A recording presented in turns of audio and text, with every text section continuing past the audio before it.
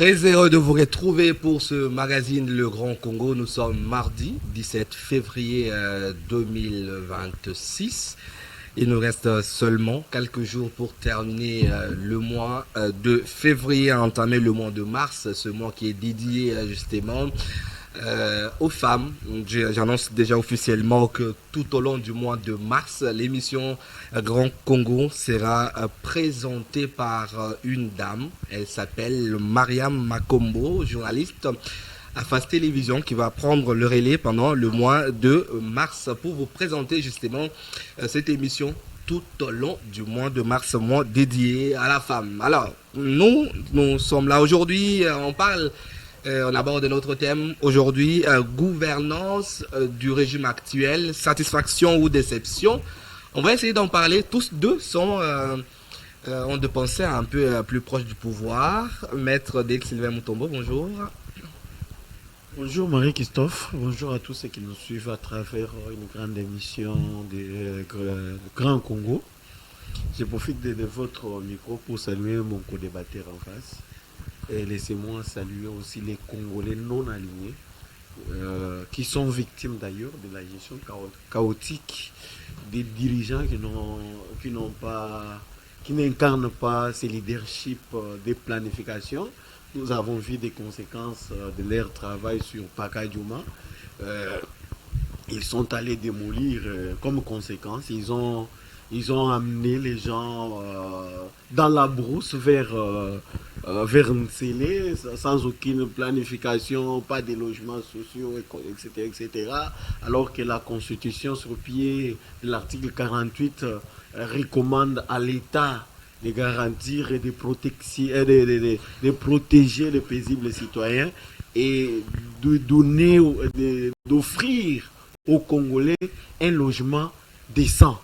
Et ce que nous voyons avec, je ne sais pas si on peut appeler encore l'incompétence Daniel Bumba, qui, par manque de leadership, par manque d'une vision ou d'une planification, il le touche un peu partout sans résoudre les problèmes des Kinois. Alors que la ville-province de Kinshasa a besoin d'une solution. Au lieu de nous donner la solution, on nous a donné un autre problème qui devient un danger public. Donc vous encouragez des constructions anarchiques. Voilà la question. Mais laissez-moi vous dire ceci. L'État doit établir son autorité sur toute l'étendue de la République démocratique du Congo. Et l'État a vu les gens construire sur la concession de l'ONOTRA. L'État a laissé les gens construire pendant un temps. Mais lorsque l'État vient pour régulariser ou soit pour établir l'autorité de l'État, l'État ne se comporte pas en voyou. L'État ne se comporte pas en barbare. L'État ne se comporte pas comme un homme épileptique. L'État se comporte en toute responsabilité. C'est d'abord identifier les personnes, leur accorder un préavis, les sensibiliser, préparer même un site qui va accueillir tout ce monde-là. Alors lorsque l'État se réveille un matin, lorsque un gouverneur se réveille un matin, je ne sais pas frappé par quelle crise, il s'amène au niveau de Paka Djouma. Là où il y a des enfants congolais, il y a des citoyens congolais, scolarisés d'ailleurs, les enfants qui sont finalistes de Paka Djouma. Donnez-moi, ils vont étudier où? Alors, on n'arrive pas à comprendre, on ne comprend pas cette mobilisation, toute cette énergie que vous dépensez autour de Paka Djouma. Or, il y a eu beaucoup de destructions, de constructions anarchiques à Kinshasa. Mais absolument, regardez la grande famille. Les électeurs de Félix Antoine Tshisekedi Tshilombo, qui étaient à Paka Djouma, qui sont dans la concession de l'ONATRA. Absolument dans la concession de l'ONATRA. Regardez comment tous ces gens sont exposés à des maladies. Parce que les missions régaliennes de l'État, c'est la protection de son peuple, le bien-être de son peuple. Alors, quels que soient les motifs, Daniel Bumba, avant d'aller démolir les constructions anarchiques, bien entendu, je l'aurais entendu dire qu'il leur avait accordé un préavis de 6 mois. Mais après ce préavis, il leur avait montré quel site. Montrez-moi 3 ou 4 maisons qui étaient prévues pour tous ces gens qui étaient à Pakadjouma, parce que ça entre dans la mission régalienne de l'État. L'État n'est pas là pour tracasser son peuple. L'État n'est pas là pour faire souffrir son peuple. L'État travaille pour le développement de ces derniers. Ce Congolais-là qui construit de manière anarchique ne pouvait pas se renseigner avant d'occuper cette concession, s'il vous plaît. Pourquoi l'État existe? Pourquoi l'État doit établir son autorité? Pourquoi l'État doit... jeter toute la responsabilité sur l'État. Oui, c'est l'État qui doit civiliser et éduquer. Marie-Christophe, un père ne peut pas rejeter sa responsabilité sur ses enfants. Nous avons un père qui est l'État. Et l'État congolais a ses devoirs vis-à-vis de la population. Alors l'État, c'est nous tous, oui. Quand l'État échoue... Mais ça, j'ai dit, l'État, c'est nous tous. Il y a les gens, bien entendu, qui représentent l'État. Prenons au niveau de la province, c'est Daniel Bumba qui représente l'État. Ensuite, Daniel Bumba qui définit la politique de développement de la province de Kinshasa. Il est quand même, sur la bonne voie. Alors que Daniel Bumba nous a exposé d'ailleurs. Cette ville est trop sale. Mieux vaut rester à côté d'une dalle que vivre à Kinshasa. N'oubliez pas que Kinshasa est une ville miroir de la République démocratique du Congo. Mais aujourd'hui, quelle est l'image que donne Kinshasa? Bumba. Il a trouvé cette ville avec de saleté, il a trouvé cette ville sale, il se bat pour que la ville retrouve quand même une très belle image. Voilà comment on vient en politique sans vision. Quand vous arrivez, c'est pour résoudre un problème. Vous ne venez pas créer un nouveau problème. Il est là depuis combien de temps? Où est-ce que vous avez vu Daniel Bumba mobiliser autant de personnes pour l'assainissement de cette ville? Où est-ce que vous l'avez vu mobiliser les gens pour créer le caniveau? Nous avons étudié avec vous les affluents du fleuve Congo. Il faut changer aussi les cours de géographie. Parce que toutes les routes de Kinshasa sont devenues les affluents du fleuve Congo quand il plaît. Mais c'est dangereux, Daniel Bumba. Même le président de la République a été victime de cette inondation. Il n'a pas pu arriver chez lui à temps. Si quelque chose pouvait lui arriver. Donc Daniel Bumba, même la vie du chef de l'État en insécurité. Et ce qui énerve encore, c'est qu'on arrête certains individus pour offense au chef de l'État. Parce qu'ils ont tenu des propos discoutoires vis-à-vis du chef de l'État. Mais pourquoi on n'interpelle pas Daniel Bumba, qui a pris l'effigie du chef de l'État et il a mis sur les véhicules qui transportent des poubelles? Mais ça, c'est extrêmement dangereux. Même si on devait flatter le président de la République, ce n'est pas de cette manière-là. Le patronage peut-être. Prendre les effigies du chef de l'État, mettre aux toilettes, c'est déjà l'offense. Prendre l'effigie du chef de l'État, mettre dans des véhicules qui transportent les immondices, c'est aussi l'offense au chef de l'État. J'interpelle les services compétents de pouvoir interpeller Daniel Bumba pour offense au chef de l'État. Voilà, merci. Il n'est pas l'intouchable. Papa, merci. Je vous en prie. Il doit être interpellé. On a compris. Le peuple d'abord, ce n'est pas prendre les fichiers du chef de l'État, mettre dans des véhicules des poubelles quand même. Alors, ok. C'était la parenthèse. Hein. Oui. Monsieur Arsène Lompunga. Bonjour. Bonjour Christophe. Bonjour Maître. Et bonjour à tous les téléspectateurs. Je sens que l'émission a commencé à 1000 à l'heure. Alors, je rappelle qu'Arsène Lompunga, il est journaliste, communicant et bon, je ne sais pas dire analyste politique ou comment. Je vous le permets, je le suis. Ouais. Je m'intéresse à la question politique. Alors. Et celle évoquée par Maître pour introduire l'émission m'a particulièrement intéressé parce que je vis à Kinshasa et j'ai fait face aux mêmes problèmes qu'il a évoqués, notamment l'insalubrité. Il est indéniable aujourd'hui que la ville de Kinshasa est sale, ça c'est un fait. Mais moi, par contre, je ne me permets pas de m'attraquer autant sur Daniel Bumba parce que je lui accorde le bénéfice du doute. J'estime qu'il est trop tôt de considérer qu'il est incapable de résoudre les problèmes de Kinshasa. Parce que gérer une ville cosmopolite avec près de 20 millions de personnes qui produisent plus de 9 ou 10 tonnes de déchets ménagers par jour, est un défi colossal. même à l'époque de André Kimbuta, avec le Premier ministre Matata Ponyo, où la ville était un peu propre, c'était l'Union européenne qui finançait l'assainissement de la ville. Et vous allez vous rappeler d'ailleurs que lorsque l'Union européenne a arrêté de débourser, je ne me rappelle plus très bien, ça devait être 2 millions de dollars par mois à l'hôtel de ville de Kinshasa, c'est de ce moment-là que la ville a commencé à plonger dans la crasse où l'on se retrouve actuellement. À ce niveau, je voudrais que l'on puisse établir les responsabilités, parce que si on met tout sur la tête de Daniel Bumba, qui a des projets qu'il avait présentés, projets sur lesquels il a été voté, et qu'il défend d'ailleurs tous ces jours ici. Je l'ai d'ailleurs suivi récemment, il a signé un contrat avec une entreprise libanaise, ou je ne sais plus, mais une entreprise étrangère qui devrait l'aider à assainir la ville. On sent qu'il a la volonté, même si les actes sont largement insuffisants. Mais les résultats tardent à venir. C'est justement ce que je dis. Pour l'instant, les actes sont largement insuffisants. Mais on peut se dire que tant qu'il a des projets, il a besoin qu'ils soient aussi soutenus par le gouvernement central. Ça, c'est un fait. Parce que qui qu'il soit, quel que soit le gouverneur qui prendra cette ville, c'est bien de les dire, hein, mais dans l'action, on se rend compte que tous ceux qui ont eu des beaux projets et des très belles déclarations, dès qu'ils ont buté à la réalité, certains ont changé de langage. Même le président de la République, lui-même, le président Tshisekedi, rappelez-vous, il a dit que quand il était dans l'opposition, ils avaient une autre perception de la réalité des gestions. Mais les défis sont tellement immenses qu'il faut avoir un peu de patience et surtout plaider pour que, au-delà de ce que le gouverneur Bumba doit faire, que le gouvernement central mette les moyens à sa disposition, en attendant bien sûr qu'on ait d'autres partenaires comme l'Union européenne pour aider Bumba à assainir la ville. Au-delà de ça, la question par exemple des démolitions des constructions anarchiques. Vous savez, Christophe,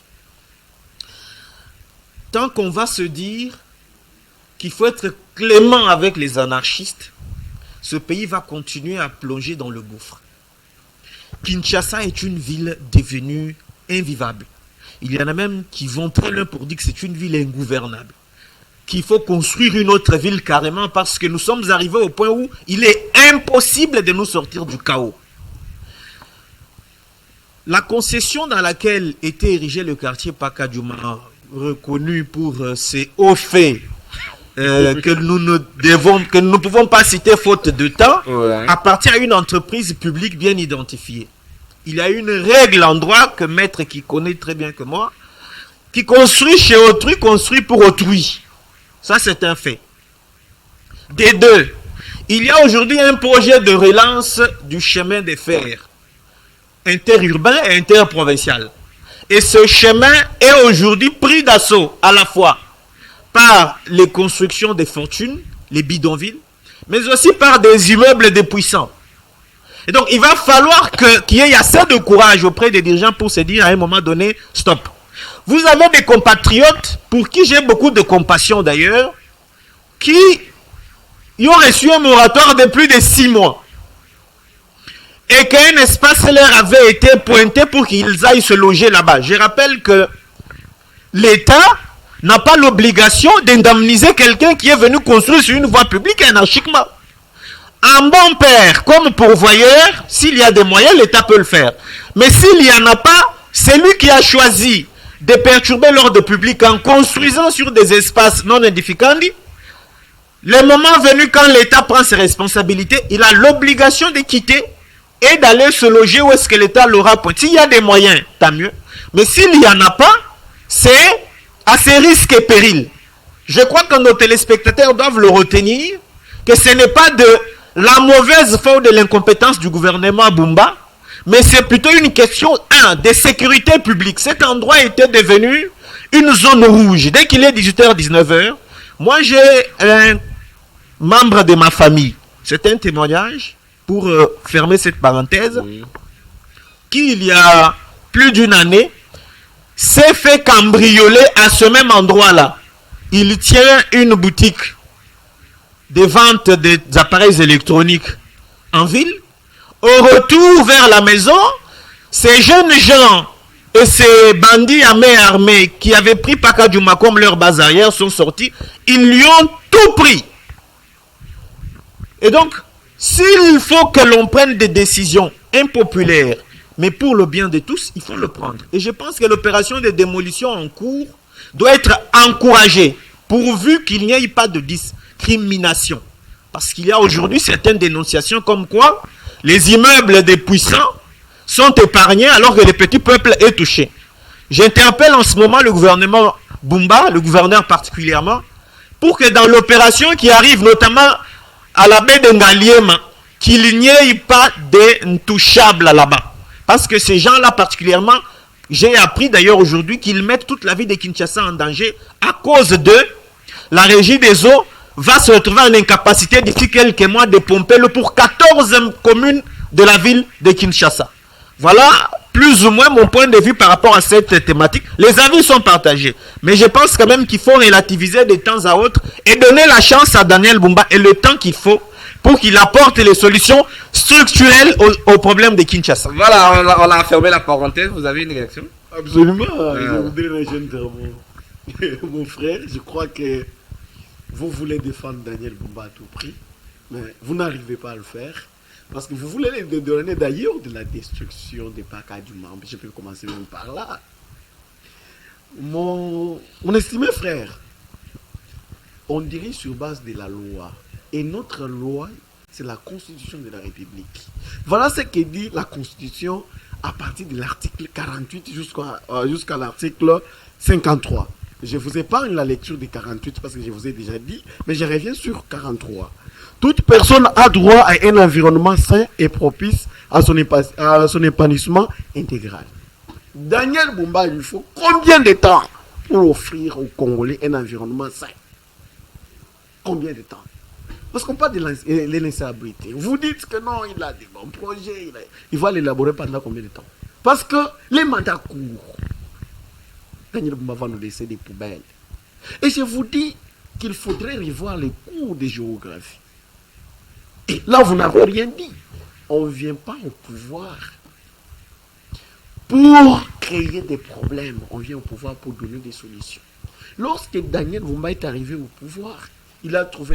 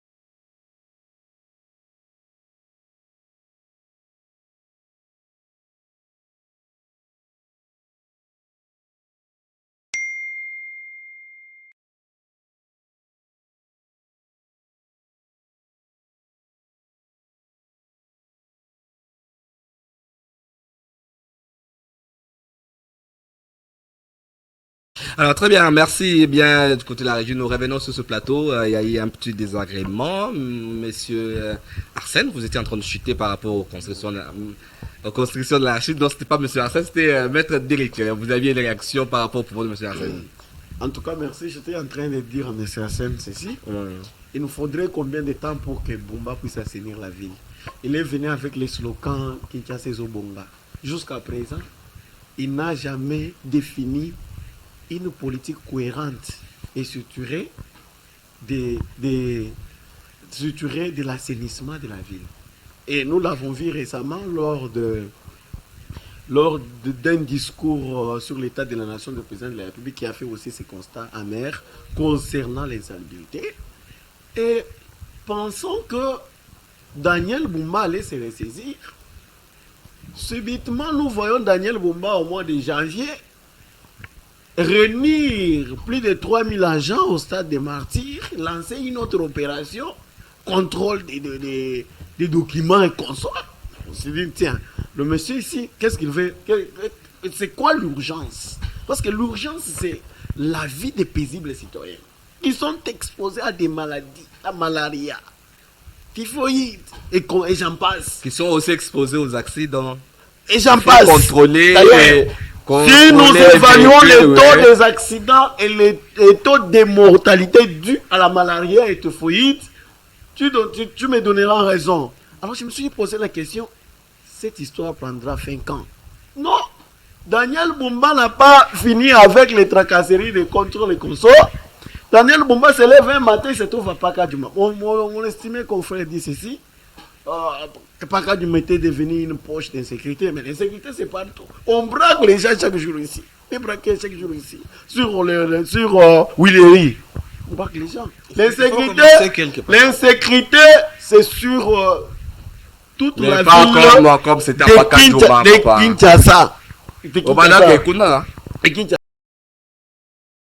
Je vous dis d'ailleurs, ceux qui vivent à Pakadjouma sont mes compatriotes. Et grâce à eux, il y a eu baisse des taux de viol sur mineurs. Et ça, il ne faut pas oublier, il faut les souligner sur la ville province de Kinshasa. Ça, il ne faut pas oublier. Alors, ces gens-là ont eu quand même à soulager plusieurs personnes en besoin. Quel besoin? Il ne faut pas ignorer. Un besoin sexuel, il ne faut pas ignorer. Marie-Christophe.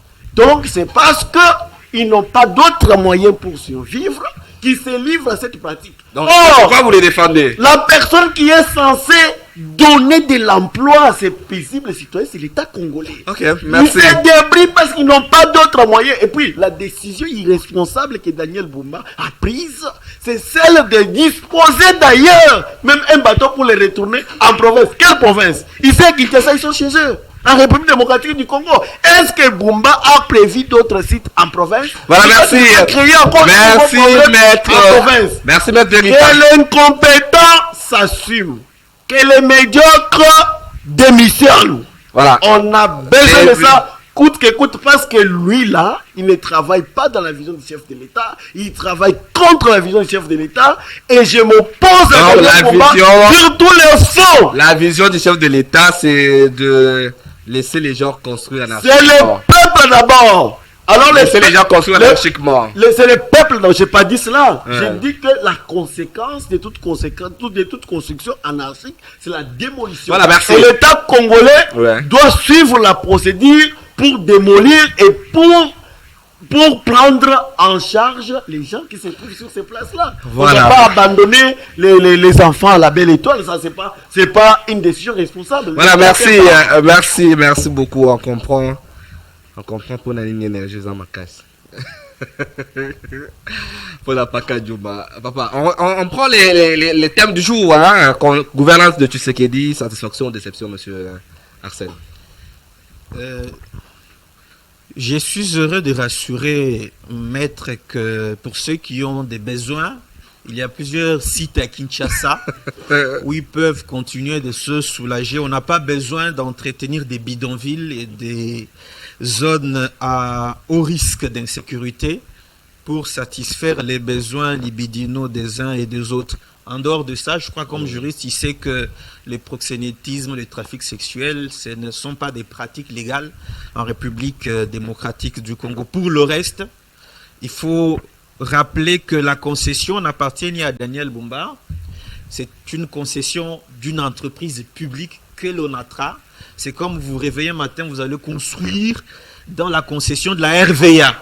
La RVA a le droit de venir vous démolir. Donc, l'ONATRA a juste sollicité le support de l'autorité urbaine qui a lancé la démolition des constructions anarchiques pour l'accompagner dans l'opération. D'ailleurs, il n'y a pas que Paka Djouma. Je ne comprends pas la focalisation de l'attention sur Paka Djouma parce qu'il y a plusieurs mois que l'opération a commencé et nous avons vu des immeubles tomber. Venons-en au thème du bilan du président Félix Tshisekedi. Je suis heureux de ce thème parce qu'il est pédagogique. Vous savez qu'aujourd'hui, à travers les télévisions de Kinshasa et du pays, il y a plusieurs incantations selon les bords politiques des uns et des autres. Il y en a qui voient tout en blanc et d'autres voient tout en noir. En ce qui me concerne, je ne suis ni satisfait ni déçu. Le verre, il n'est ni rempli ni vide. Pour plusieurs raisons. D'abord, parce que le président Tshisekedi est presque à mi-mandat. C'est vrai qu'il va être bientôt à la 7e année. Et que dès l'instant où il lui reste encore du temps, qu'il peut encore accomplir beaucoup de choses. Ça, c'est le premier élément.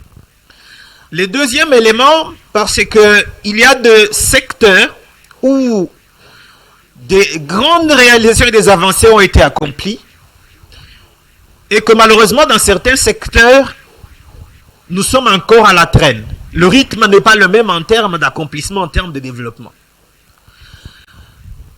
Dans les cours de l'émission, nous allons peut-être avoir la chance, de manière assez succincte, d'aller secteur par secteur, mais je peux déjà, de manière à fixer les esprits de ceux qui nous regardent, citer quelques secteurs où les avancées ont été notables.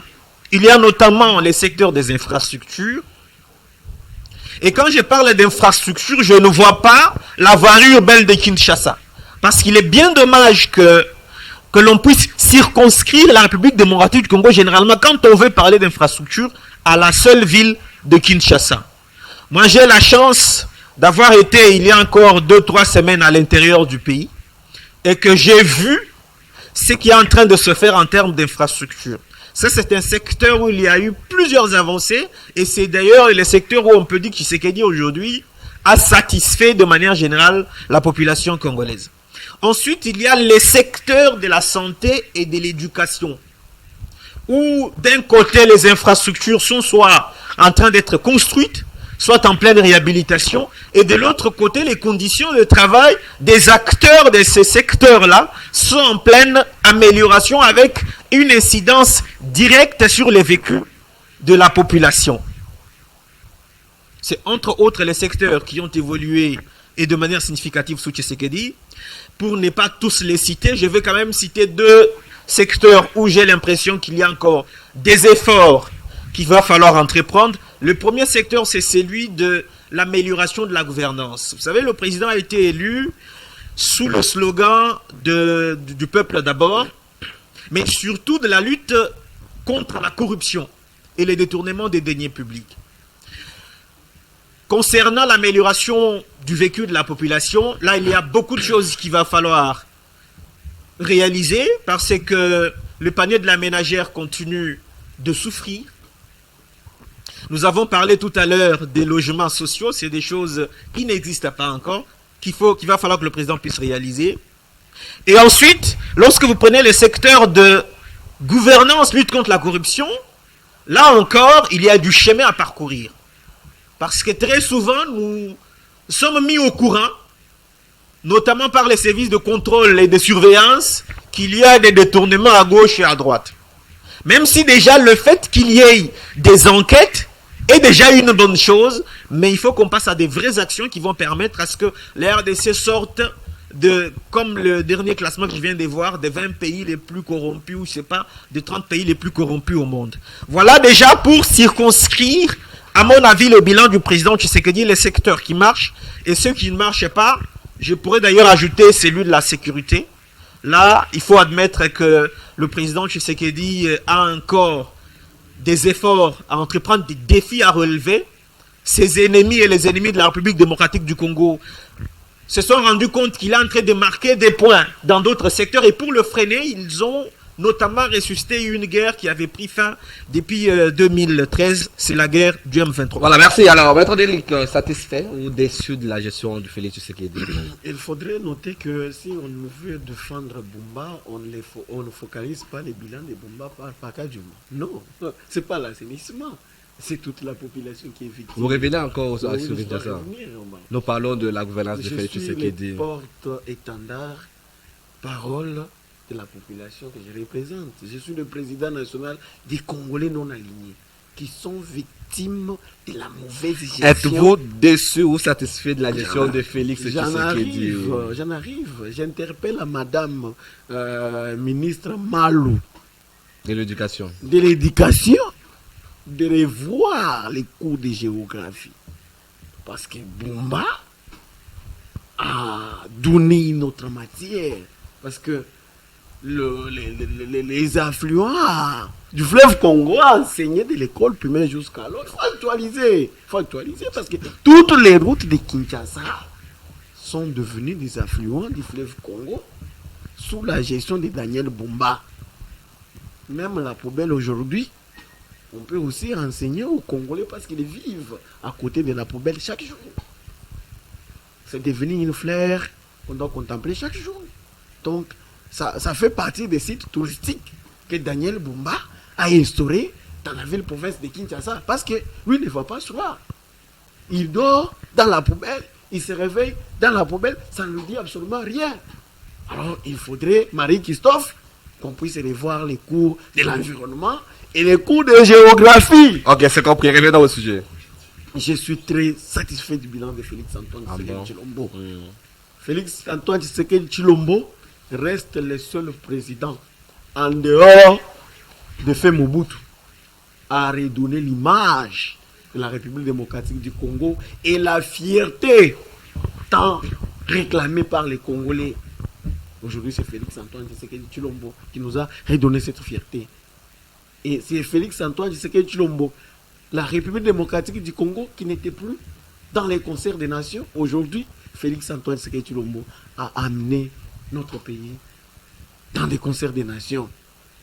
À travers sa diplomatie active, aujourd'hui, toute la communauté internationale et le monde entier sont autour de la République démocratique du Congo, comme l'avait fait Marshal Mobutu.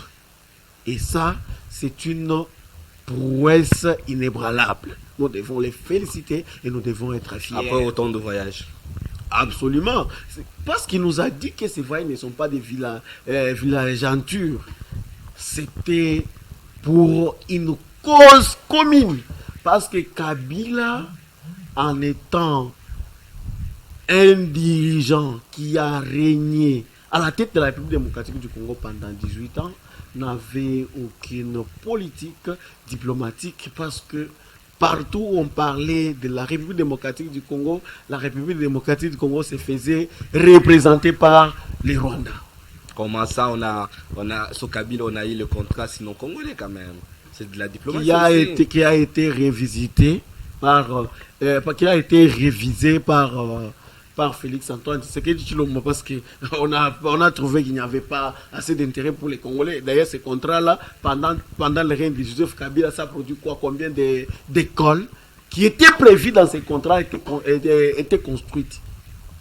Combien d'hôpitaux étaient construits à l'époque, pendant du temps de Joseph Kabila? Rien. C'est pourquoi on a dit qu'il faudrait voir ces contrats. Voilà l'importance de la diplomatie de Félix Antoine Tshisekedi Tshilombo. Et à travers cette diplomatie, n'oubliez pas, il y a un ambassadeur qui a été tué à l'est de la République démocratique du Congo en 2015 ou 2000 ou 2016, ou soit jusqu'à une date certaine. Et Félix Antoine Tshisekedi Tshilombo restaure progressivement l'autorité de l'État et la sécurité sur toute l'étendue de la République démocratique du Congo. La guerre qui a régné, l'agression qui a régné pendant plus de 3 décennies, Aujourd'hui, progressivement, nous mettons fin et définitivement à cette agression. Là, ce sont des prouesses de Félix Antoine Tshisekedi Tshilombo, ce qui justifie ces différents déplacements. D'ailleurs, au péril même de sa vie, Félix Antoine Tshisekedi Tshilombo concernant l'intérêt supérieur de la nation, la quiétude et la paix de son peuple, il n'a pas hésité aucune fois Alors, vous de avez... s'exposer pour restaurer la paix en République démocratique du Congo. C'est ce qui signifie, c'est ce qui explique ces voyages. Alors, vous avez... Ça arrive, Marie-Christophe. Vas-y. Quelle politique éducationnelle l'étranger avait? Parce que si vous voulez détruire un peuple, il faut détruire son système éducatif. On nous a privé les écoles. Félix Antoine Tshisekedi Tshilombo, quand il est arrivé, il a dit que nos enfants n'étudient pas bien, surtout les enfants de l'école primaire, qui est une base solide pour l'éducation. Il a dit non, allons-y à la gratuité de l'enseignement, qui est combattu aujourd'hui. Si monsieur Ambongo et Choli s'acharnent contre le président de la République, c'est à cause de la gratuité de l'enseignement. Aujourd'hui, construisent des écoles parallèles, des privés catholiques, pour contourner la gratuité de l'enseignement. Ça, ce sont des prouesses de Félix Antoine Tshisekedi. Cette gratuité qui nous a amené... En dehors de la gratuité de Cette l'enseignement, gratuité qui nous il y a a amené des autant universités, d'élèves dans une salle de classe. autant des Une enfants. classe avec 70, 60, 50 élèves, c'est... Mais c'est mauvais, hein? Vous voulez dire que c'est mauvais? Et quand vous avez ces enfants-là au marché, vous trouvez que c'est bon? Mieux vaut qu'ils apprennent quelque chose dans une salle de classe. Alors, nous avons dit que ces enfants ici ne doivent pas traîner à la maison ni à la rue. Donc, voilà, l'école. Prenons ces enfants, mettons-les dans des salles de classe. Quelles que soient les conditions. Vu que l'étranger qui était là n'avait aucune politique pour la construction des écoles, nous allons construire des écoles aujourd'hui. On a eu le projet, Félix, 1000 écoles par an sur Matata Pogno. C'est un rappel, monsieur. citez-moi 5 écoles et je vous donne $1000 sur place. Et nous avons un témoin. Citez-moi pas 5 écoles. Continuez. Si vous voulez citer, je vous donne $1000 sur place. Nous sommes en direct. Hein? Citez 5 écoles construites par Matata Mpogno. En dehors, Matata Mpogno, il ne fallait même pas les citer sur ces plateaux, Marie-Christophe. Partout où on parle, un jour j'ai porté cette cravate-là rouge. On m'a posé la question, pourquoi t'identifier en voleur? Parce que les voleurs est identifié par ces cravates rouges. Le seul miracle que Jésus n'a pas pu réaliser pendant ces 33 ans, c'était tout simplement de transformer un champ de maïs à l'université, à des départements. Donc il faut éviter le nom d'un voleur. Éviter le nom d'un voleur sur ces plateaux parce qu'on parle des choses très importantes. Félix Tshisekedi a construit les écoles. Absolument. Bon, commençons par les universités. Vous avez vu à Kananga, non? Réhabilité ou construire? Il a construit l'université. Il a construit l'université de Mboujima et à Kananga, à Bounia et j'en passe. Félix Antoine Tshisekedi Tshilombo, on ne pouvait pas beaucoup l'exiger. C'est pourquoi certains Congolais disent que Félix n'a pas un mandat, il a une mission. Ils ont raison. Parce que Jean-Marc Kabound l'a dit aussi à son temps. Il avait dit que Félix Antoine Tshisekedi Tshilombo, vu la fusion qu'il a, vu ce qu'il fait, en tout cas, il y aura seulement reprise avec Jésus-Christ. Et je suis d'accord avec cette parole. Mais je l'ai appris récemment qu'il a changé cette parole. Mais moi, j'ai des doutes à les croire. Pourquoi?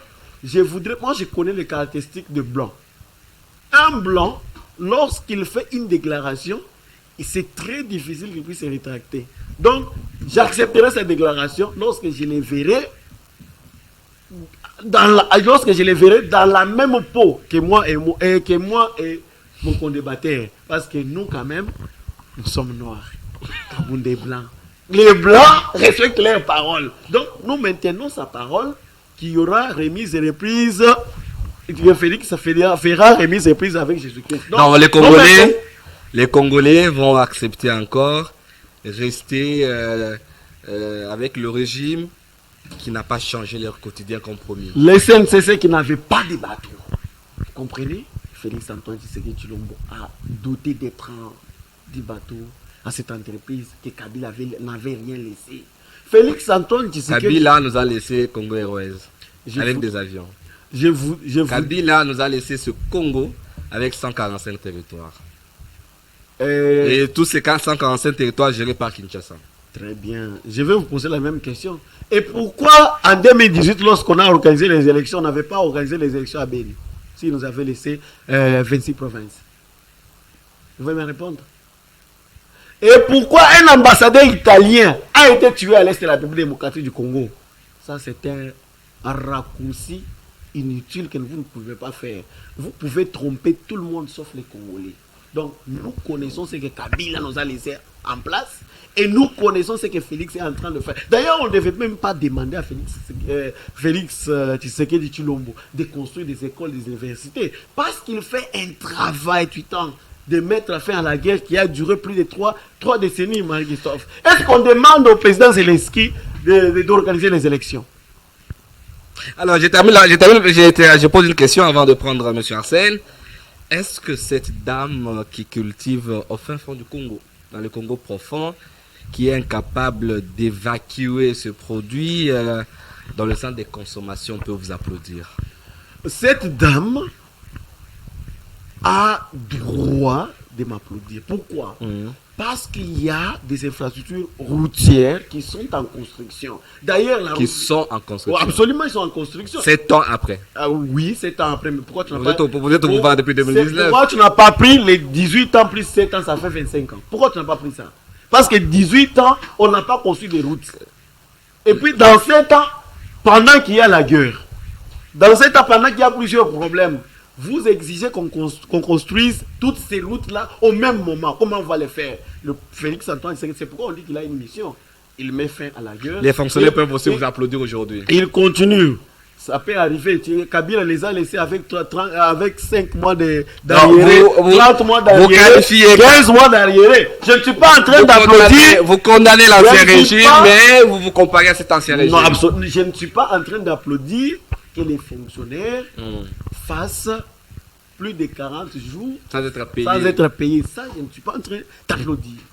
Les fonctionnaires ont droit à recevoir leur salaire dans les temps. Voilà, parce qu'au moment où nous sommes, ils se sont déjà endettés. Merci Maître Derrick. Alors, M. Arsène, vous parlez des infrastructures. Vous parlez de quelle infrastructure?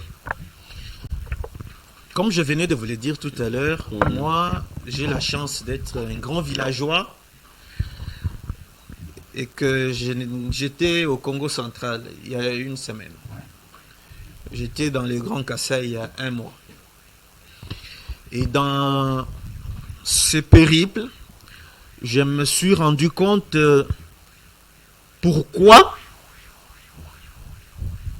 Félix Tshisekedi n'a presque pas d'opposition. Parce que ce qui fait la force des leaders politiques, c'est l'adhésion populaire. Les Congolais voient des choses et qu'aujourd'hui, les mobiliser contre Tshisekedi est presque devenu impossible. Vous décrétez une marche et vous êtes seul avec quelques membres de votre famille et quelques gens qui vous suivent. Et c'est ce qui se passe malheureusement actuellement. Pourquoi? Parce que, vous savez, un pays, on le développe à travers des projets structurants. Et c'est malheureusement ce qui n'a pas été fait depuis de nombreuses années. Moi, je ne compte même pas les Kabila.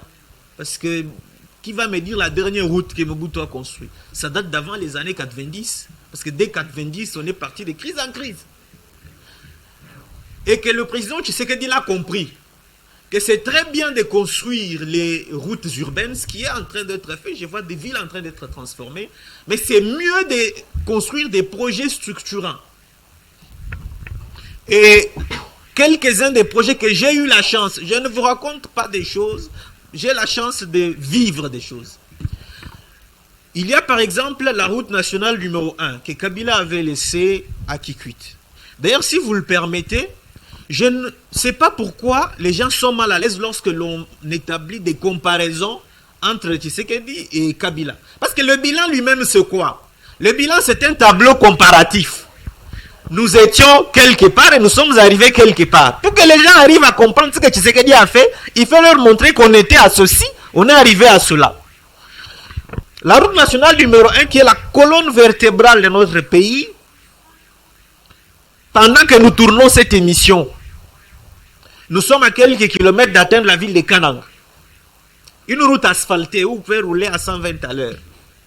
Et de Kananga, la construction est partie de Kananga actuellement là vers Mbujimaï. Et il y a deux entreprises qui sont en train de quitter Mbujimaï vers Kananga qui sont déjà à 32 km sur une route de 4 bandes, 2x2.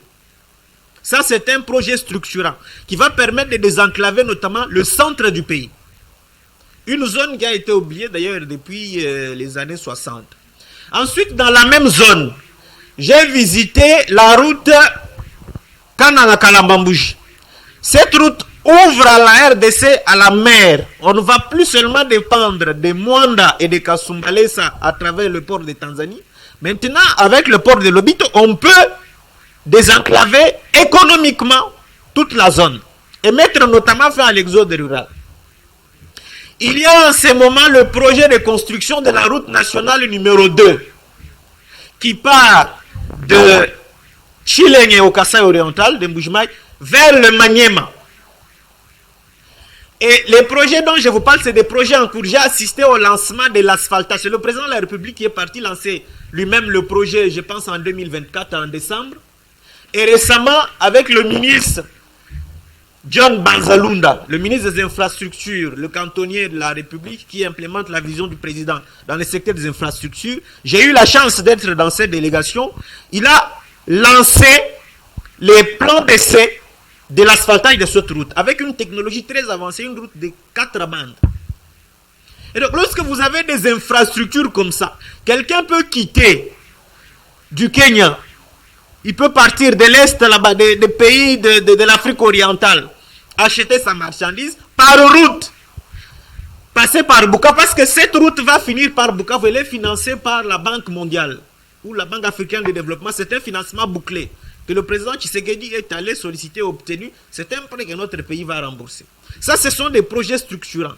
Vous avez le port de Banana. Ça, c'est un projet structurant. Vous avez aujourd'hui la construction des aéroports internationaux. Je vais vous dire, Christophe, pour que vous puissiez, que nos téléspectateurs comprennent. Lorsqu'un commerçant qui évolue à Kisangani, qui a l'habitude d'aller acheter sa marchandise en Turquie, avec l'aéroport qu'il y avait avant, les aéronefs, Airbus ou Boeing, les grands appareils ne pouvaient pas atterrir. Il était obligé d'abord de payer le coût du transport Kisangani-Goma ou Kisangani-Kinshasa afin de prendre son vol, même s'il a le visa. Ça implique un coût. Le coût du billet et le coût du logement, et il va le calculer en termes de prix de vente. Je ne sais pas si vous vous rendez compte de ce que ça apporte, le fait de construire des aéroports internationaux. Vous avez l'aéroport de Koulouzi, de Kisangani, Bouende c'est en construction, Mbujima est en construction, Kananga en construction, Lodja on vient de lancer, Chikapa on va lancer. Quand vous avez ce genre de projet, vous vous dites, mais comment fait ce monsieur dans un contexte de guerre et d'agression pour faire tout ceci? Pour développer un pays, il faut l'électricité. Il y a le barrage de Makobola, ou quelque chose, ici dans les Grands Bandundu, qui avait été laissé comme un monument blanc. Aujourd'hui, le courant est déjà là. Parce que la ligne de transport a été construite et que la route pour permettre à ce que les gens soient desservis a été réhabilitée. Ça, ce sont les projets structurants. Et quand vous faites ce genre de projet, vous allez inévitablement développer un pays. Et c'est la raison pour laquelle les ennemis de la République démocratique du Congo, parce que ceux qui nous font la guerre, ils ne font pas la guerre au régime de Tshisekedi, ils font la guerre au pays. Quand ils se sont rendus compte que si on laisse cet homme terminer tous ces projets structurants, il va être difficile que le peuple congolais les laisse partir. Ceux qui disent aujourd'hui que Fachi Azana mandaté, Azana mission, n'ont pas forcément tort. Ça peut, à première vue, paraître comme un scandale, comme une forme de pouvoir à vie. Mais il faut aller au-delà de cette pensée philosophique pour essayer de la comprendre. C'est d'ailleurs ici l'occasion de saluer le ministre José Mpanda, le ministre de Télécom, qui lui aussi est en train de révolutionner le secteur des télécoms. Si vous ne le savez pas, c'est le deuxième pourvoyeur des recettes non fiscales du pays. Mais malheureusement, mes compatriotes de ce secteur-là, notamment ceux des services généraux du secrétariat technique, vivaient dans des conditions inhumaines. Et depuis que Mpanda est venu, il leur a doté de Chara Automobile. Il est en train de réhabiliter le secrétariat général. On sent qu'il y a un souffle nouveau qui est en train de naître de ce côté-là. C'est lui qui a lancé cette idée. Fatia mandate, une mission. Et dès qu'il a lancé la campagne, on a dit voilà. Ils ont commencé à flatter le président Tshisekedi comme le faisaient les laudateurs de Joseph Kabila. Ce qui est tout à fait normal. Mais lorsque vous établissez une comparaison sincère et honnête, vous allez vous rendre compte qu'on n'aura même pas besoin à un certain moment de lancer une campagne ou quoi que ce soit.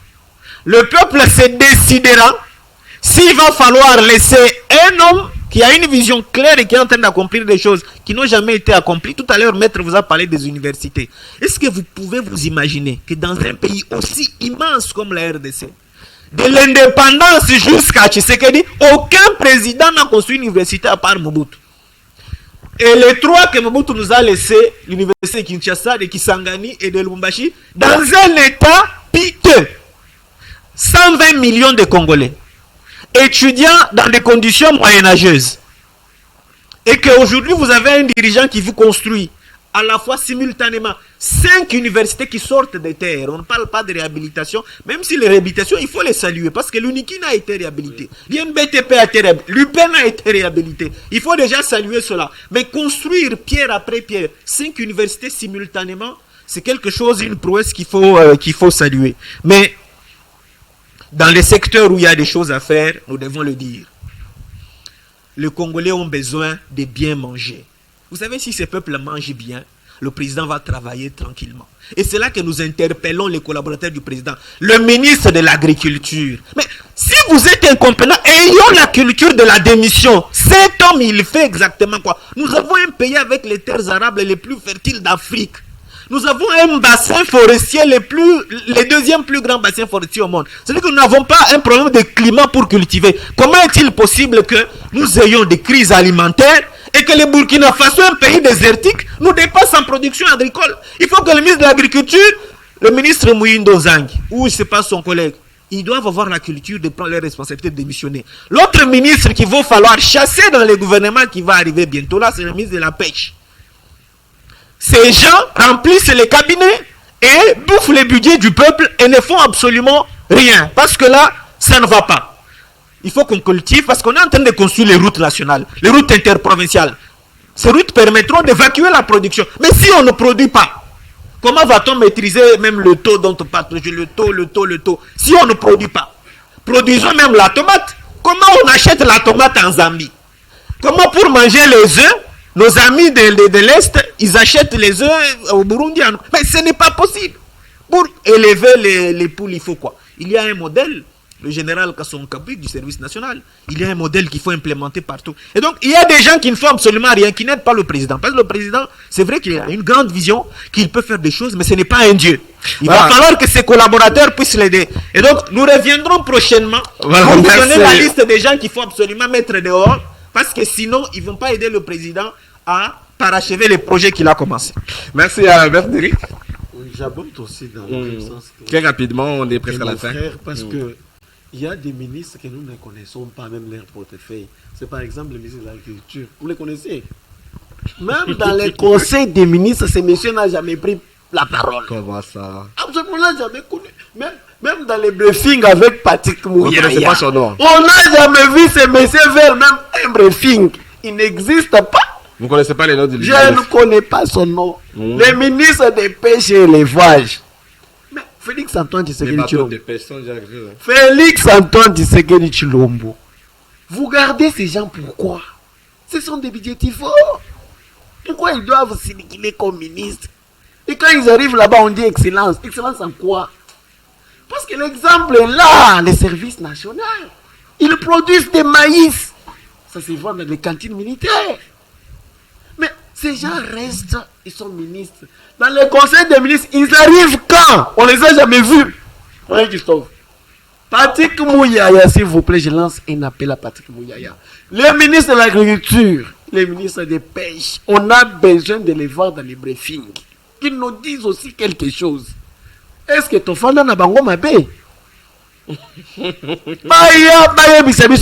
chose. Parce qu'on se pose plusieurs questions. Marie-Christophe en allant vers Congo central. Toza na Zamba. Bazolona te. Mais toza na batracteur. Ça nango ezanini. Kobuka kaka. Léo Mulumba songisa tracteur basala yango bilanga. Osala tracteur saka ya kobuka te basala bilanga. Comment la Zambie akoki kokangela biso porte akotengela biso semulu te biso tombe na crise? Est-ce que ça c'est normal? Pays oto tout la katolo RDC eloko ya makasi na mabina kaka. Osot na pakajuma, osot na docteur kitingi tingi. Pongo tokobetela ngo tolo poto zolona. Poto zo bokola, poto za na capacité ya komilegisa biso moko. Comment loso ekoko uta na Chine? Mopaya azalaki abana ko privilégier bapaya. Mais Mouyi Kongomani a président. Pourquoi pas tout ça la promotion? Ya Oya Bisso, Tolo Nabilanga. Marie-Christophe, si il y a quelque chose que je dois demander à Patrick Mouyaya, il a fait les briefings avec tous les ministres. Sauf les deux ici. Na habité sur Baki Marka. Donc, on va na makasi la télévision. Voilà, merci, monsieur Achel, un mot de la fin très rapidement. En tout cas, pour terminer, moi je pourrais, pour le reste du mandat du président Tshisekedi, ce deuxième, je veux vraiment lui demander de veiller du côté du panier de la ménagère. Et pour cela, il a besoin d'avoir des vrais warriors à la tête de ces ministères stratégiques pour que ce peuple pour qui il est en train de ramener la paix, de construire les infrastructures structurantes, mange à sa faim et que finalement qu'on devienne un pays producteur, notamment producteur des produits vivriers, plutôt que d'importer même les choses les plus basiques lorsqu'on veut nourrir ainsi grand peuple. Pour le reste, il y a espoir. Le peuple doit espérer. Le président Tshisekedi est sur la bonne voie et je suis convaincu que dès qu'il va mettre fin à cette guerre et que la République démocratique du Congo va revenir pleinement sur ces rails qu'il a posés, il est possible que d'ici 10 ans, que nous puissions sortir des pays pauvres et devenir un pays en voie de développement avec le président Tshisekedi. Voilà, merci. Maître Denis, mot de la fin rapidement. Le mot de la fin, je profite de cette occasion pour saluer Jikoko Mulumba. Je dis que les bonnes œuvres ne sont commandées que par l'amour. En dehors de l'amour, on ne peut pas faire de bonnes œuvres. Kingabo est modernisé grâce à Jikoko Mulumba. Aujourd'hui, plus de 30 ponts. Aucun élu du peuple n'a jamais réalisé ce record. Ce n'est pas le travail d'un député, mais lorsque vous êtes animé par la bonne volonté et lorsque vous avez l'amour de faire, je vous dis, rien ne vous empêche de poser des bons actes. Donc je vous salue là où vous êtes parce que Dieu va vous bénir davantage, va vous protéger aussi davantage. Voilà, merci. On a fini l'émission. Hein. J'en profite pour saluer les ministres de l'économie numérique. Voilà, merci. Gaston Mpiana, voilà, c'est un cadre de l'Union Sacrée. Il a créé son propre parti politique, Alliance des Congolais engagés pour le développement. Nous aurons Gaston Mpiana très prochainement pour découvrir ce parti politique. Merci également à Dadingo Ituswaka. Il est le coordonnateur international de la plateforme Horizon. C'était Horizon 2023, c'est désormais Horizon. Vous le suivrez dans cette émission dans quelques heures. Dadi Ngoituswaka, qui est bien le président de Horizon 2023. Alors, avant de terminer complètement l'émission, Jeff Mombaka Yembe, lui, il est coordinateur de Horizon 2023 du côté des Funa ici à Kinshasa. Maître Derrick. Je voulais saluer Jekoko Mulumba. Je dis que les bonnes œuvres sont dictées que par l'amour, sont commandées que par l'amour. Si vous n'avez pas l'amour, il est difficile de poser des gestes louables comme le fait Jekoko Mulumba Kingabwa. Aujourd'hui, Kingabwa est modernisé grâce à lui. Et aujourd'hui, les mamans qui vivent à Kingabwa, ils reçoivent l'argent des capitales pour faire les commerces grâce à Jekoko Mulumba. Il les fait sans intérêt. C'est grâce à l'amour. Même quand bien même vous dites que ce n'est pas le travail d'un député, etc., etc. Quand on a l'amour de faire du bien, aucune loi ne peut vous empêcher. Parce que les biens ne sont dictés que par l'amour. Et lorsque vous avez l'amour, rien ne peut vous freiner de poser des bons gestes. C'est pourquoi nous les saluons à travers ces micros-là. Voilà, que Dieu puisse les protéger. Merci bien, on a fini l'émission. Nous regrettons justement l'absence de Jean Rogin, qui est le porte-parole d'Avenir du Congo. C'est un parti membre du Front commun pour le Congo. Il d'ailleurs nous a rassuré qu'il serait avec nous. Malheureusement, en dernière minute, il n'est pas venu. Or, il avait réclamé justement ce débat contradictoire. Bon, on aura la chance de le réorganiser très prochainement. Je crois que Jean Roger pourra être le nôtre très prochainement. Merci quand même à Monsieur Arsène, maître d'Éric, pour avoir été avec nous. Retrouvez la rediffusion de cette émission à 23h. Quant à moi, je vous retrouve très prochainement, mais nous sommes en permanence sur le canal de communication numérique de France Télévisions. Merci à Pepito Matondo, le caméraman le plus géant de France Télévisions, avec sa complice de chaque mardi, Jumitri. Merci. Merci à tous. On se retrouve très prochainement. Au revoir.